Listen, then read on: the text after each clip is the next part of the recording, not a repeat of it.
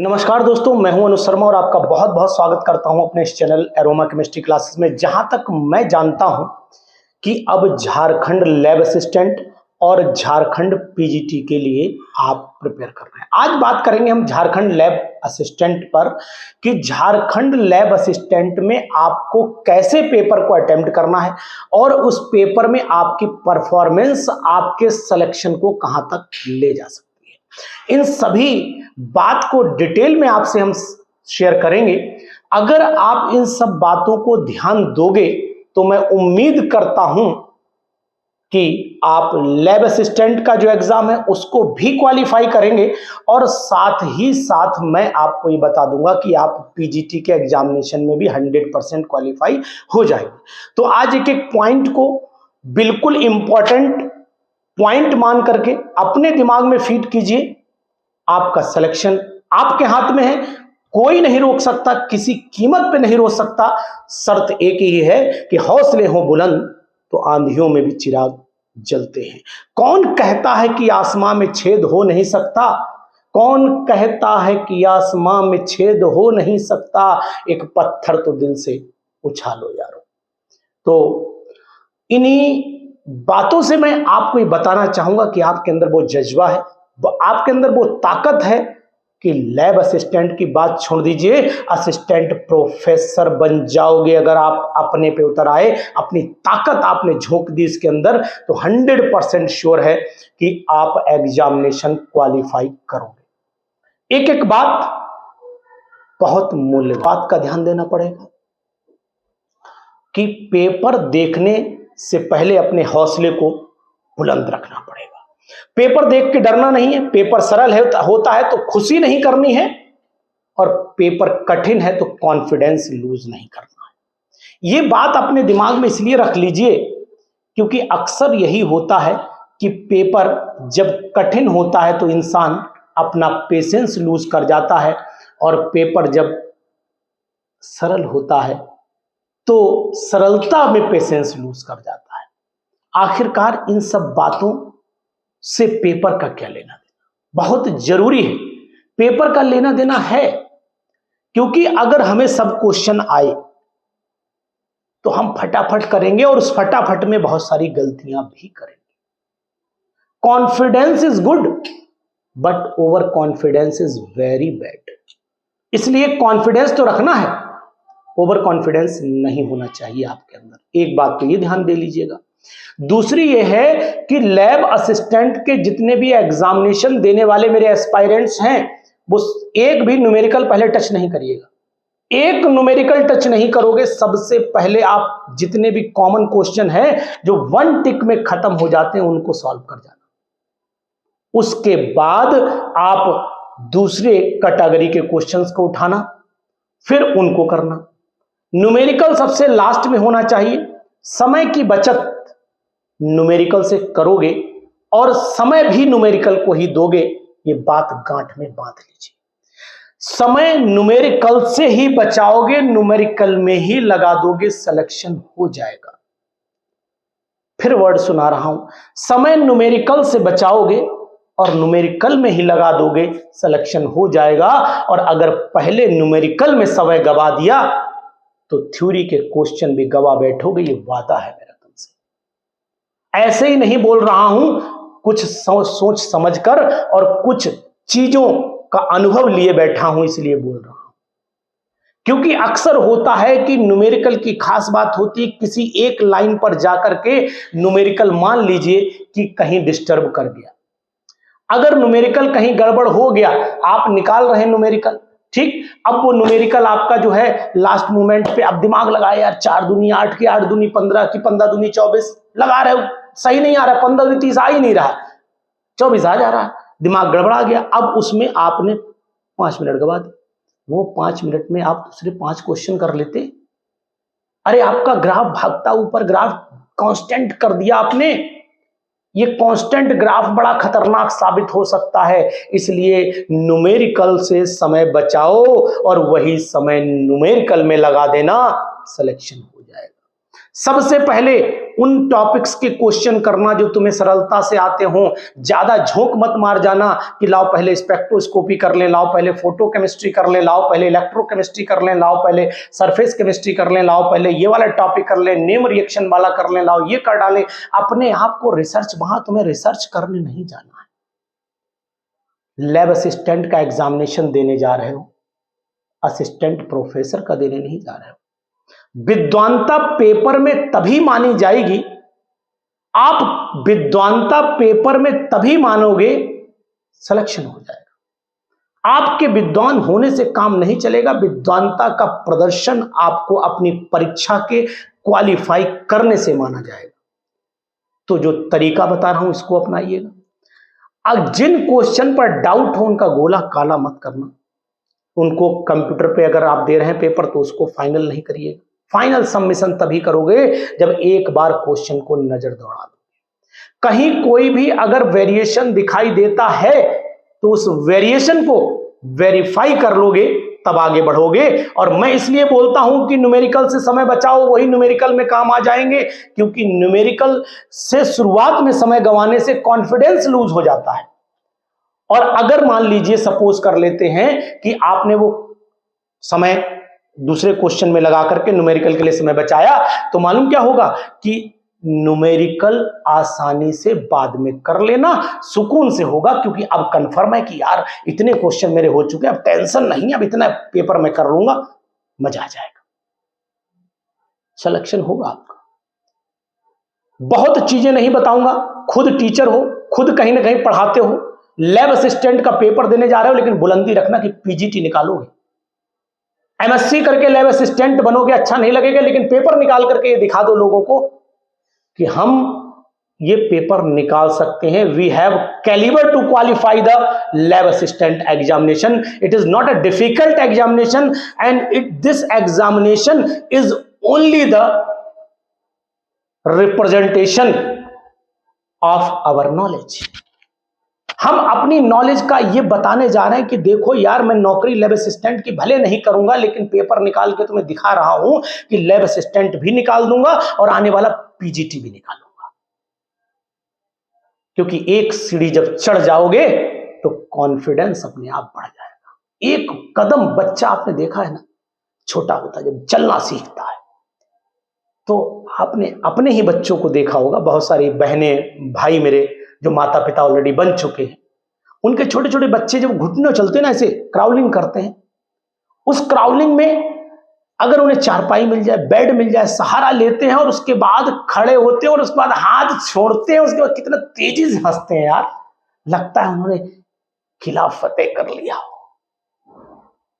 तो वाकई में वही सिचुएशन है। और जब वो 2 कदम चल के गिरते हैं ना, तो उसके बाद अगला कदम फिर वही कोशिश करते हैं। तो एक सीढ़ी जब वो चढ़ गए ना, तो उन्हें लगता है यार अब मैं चारपाई की फोल्डिंग, यानी फोल्डिंग पे भी चढ़ जाऊंगा, बेड पे चढ़ जाऊंगा, सोफे पे भी चढ़ जाऊंगा, कहीं भी चढ़ जाऊंगा।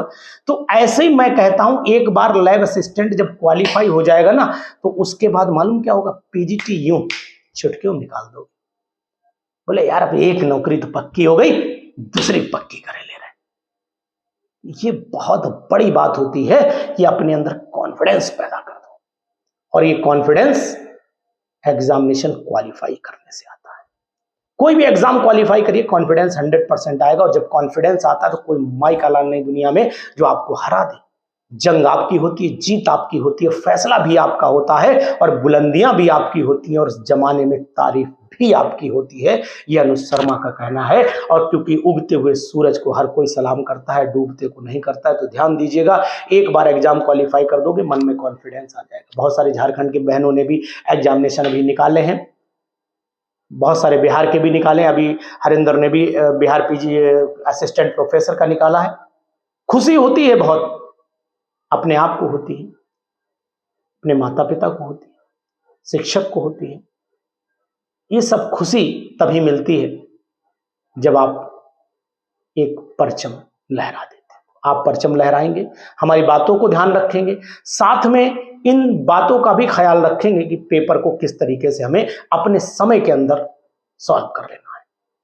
मैंने आपको कई बार बताया है कि दौड़ में सब दौड़ते हैं, दौड़ते सब हैं इस दुनिया में, समय पर दौड़ पूरी कौन कर लेता है, विजयी वही कहलाता है। समय पर दौड़ जो पूरी करेगा, विजय का पताका उसी के सिर पे फहराया जाएगा।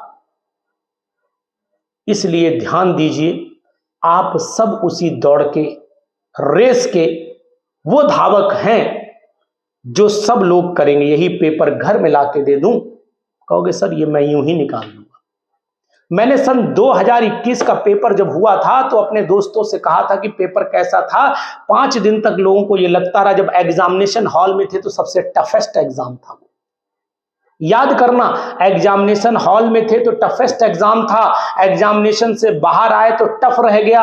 5 दिन बाद वो एग्जाम अच्छा लगने लगा कि यार पेपर तो आता था, और उसके बाद 1 महीने बाद वही जब पेपर मैंने देखा उठा करके तो ये लगने लगा यार ये तो क्वालिफाई करने वाला पेपर था।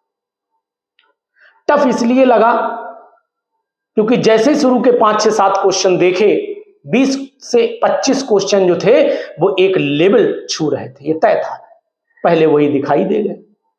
अब पहले ही दिखाई दे गया कि कुआं 1000 फीट नीचे है, कैसे कूदेंगे यार। लेकिन उसमें लगी वो सीढ़ियां नहीं दिखाई दी जो उतरने के लिए बनाई गई थी। तो पेपर का भी हश्र वही था कि सीधी नजर गहराई पे चली गई, नजर जो क्वेश्चन आ रहे थे वो भी चले गए। कॉन्फिडेंस खराब हो गया, कॉन्फिडेंस लूज हो गया, और अल्टीमेट सिर पकड़ करके बैठ गए कि हाय अब क्या करें, अब तो पेपर हाथ से जा रहा है। उसी कॉन्फिडेंस में पेपर बहुत खराब हुआ लोगों का, और सिलेक्शन के जो दायरे में आने वाले लोग थे वो भी चले। क्योंकि लोगों की एक बहुत बड़ी भावना मैंने जो पहचानी है अब तक के अपने पीजीटी के अनुभव में, बता दूं सत्य है, बुरा बिल्कुल नहीं मानिएगा। आप लोग अपनी पढ़ाई पर ये जानते हो, ये सबसे बड़ी आपकी खराबी है जिसे आपको सुधारना पड़ेगा। आपकी प्रैक्टिस बहुत अच्छी नहीं होती है। आपको लगता है जब कोई प्रश्न कराता है, बोले यार ये क्वेश्चन तो यार सब कराए हुए हैं, तो मैं ही अपने बच्चों को कराता हूं, ये गुरुजी क्या कराए। जो इंसान आपको हल्के क्वेश्चन दे देता है उसमें इंटरेस्ट लेते हो। टफ दे दिए, बोले इतना पेपर ही टफ नहीं आएगा, ये तो खाली भौकाल बना रहे हैं। सरल बहुत दे दिए, बोले इन्हें इसके बाद आता ही नहीं है। मतलब कुछ लोगों ने तो संकल्प ही बना रखा है।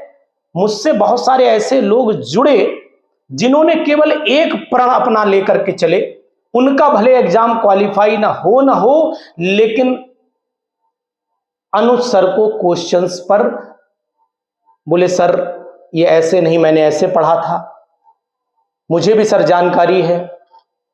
ठीक है भाई, आपको है, अच्छी बात है, इसमें कोई बुराई नहीं, आप मुझे दे दो जानकारी, मैं अपनी जानकारी को इंप्रूव कर लूंगा, लेकिन भैया आप सिलेक्शन लो अपना, मुझे खुशी अच्छी तब लगी। एक ही उद्देश्य बना के चल रहे हैं, बोले सर ये वाला टॉपिक तो मुझे, स्पेक्ट्रोस्कोपी तो मुझे खूब आती है, फोटो केमिस्ट्री मुझे खूब आती है, सरफेस केमिस्ट्री मुझे खूब आती है, एल्कोलाइट्स मुझे खूब आते हैं, स्टीरॉइड्स मुझे खूब आते हैं, लेकिन सर क्वेश्चन पता नहीं क्यों नहीं लगते। तो फिर खूब आते कैसे भाई? इन चीजों में सुधार कैसे हो? सुधार का भैया एक ही तरीका होता है, आप जितनी ज्यादा प्रैक्टिस करेंगे। प्रैक्टिस 2 तरीके से हो सकती है, एक तो स्वयं समय दीजिए, और या फिर ऐसा क्वेश्चन का तरीका अपनाइए कि नॉर्मल क्वेश्चन पढ़ाते हुए हो जाए, कठिन अलग से कर ले। यही तरीका ही होता है। अब आप ये मान के चलो कि अगर आप 100 में से, सपोज कर लो, बहुत सारे मैं टेस्ट लेता हूं तो लोग 180 नंबर में से 130 नंबर पा रहे हैं, 120 नंबर पा रहे हैं, 125 नंबर पा रहे हैं, 140 नंबर पा रहे हैं, तो ये तब पा रहे हो ना जब घर पर बैठे हो, आपके ऊपर एग्जामिनेशन हॉल का प्रेशर नहीं है। एक बार बलून घर में उड़ा करके देखो और एक बार बलून आसमान में उड़ा करके देखो, आपको आभास हो जाएगा कि प्रेशर कहां कम है और कहां ज्यादा है। वही बलून है, वही हवा है, वही प्लास्टिक लगी है, रबर लगी है, लेकिन माहौल बदलते ही बलून फटना शुरू कर देगा। तो कहीं ना कहीं प्रेशर इस बात के लिए जिम्मेदार जरूर हो जाता है कि सब कुछ वही होते हुए परिस्थितियां बदल जाती हैं। तो हॉल में जाइए, परिस्थितियां अलग मिलेंगी, हॉल के बाहर परिस्थितियां अलग लगेंगी। वही पेपर जो हॉल में देखोगे अलग दिखाई देगा, वही पेपर जब करके आओगे घर पे देखोगे अलग दिखाई देगा। पेपर वही है, सब कुछ वही है, देखने का नजरिया आपका बदलता चला जाएगा जैसे जैसे माहौल में आप बैठते चले जाएंगे। तो अच्छे लोगों में बैठिए, अच्छे तजुर्बेदार लोगों में बैठिए, उन अनुभवी असफल लोगों के साथ भी जरूर बैठिए जिन्होंने ठोकरें खाई हैं। सफलता मिले ना मिले, लेकिन उनको सफलता तक पहुंचने के रास्ते में जो परेशानियां मिली हैं वो भी जरूर गेन कर लेना, क्योंकि उन्हीं को सुधारने के लिए आप आगे बढ़ रहे हैं। इन सब बातों में कितना दम है ये तो परीक्षा बताएगी, लेकिन ये बात मैं जरूर कहूंगा कि लैब असिस्टेंट का पेपर आप 100% क्वालिफाई कर जाएंगे। शर्त एक ही है, जितना पढ़ाया है पूरा रिवीजन कर लेना, पूरी टेस्ट सीरीज फॉलो कर लेना और पूरी टेस्ट सीरीज को सॉल्व करके कॉन्फिडेंस ले आना, मस्ती के साथ पेपर देने जाना। मेरा आशीर्वाद आपके साथ है, ऊपर वाले की कृपा आपके ऊपर बनी रहेगी और 100% आप सफल होंगे, ये मैं प्रार्थना भी करूंगा। Thank you. जय हिंद, जय भारत। कोई भी सपना साकार करने के लिए सबसे जरूरी है सही कोच का होना। चुनिए अरोमा केमिस्ट्री क्लासेस को और करें अपने PGT-TGT एग्जाम्स ऑफ इंडिया का सपना साकार। Download the app now.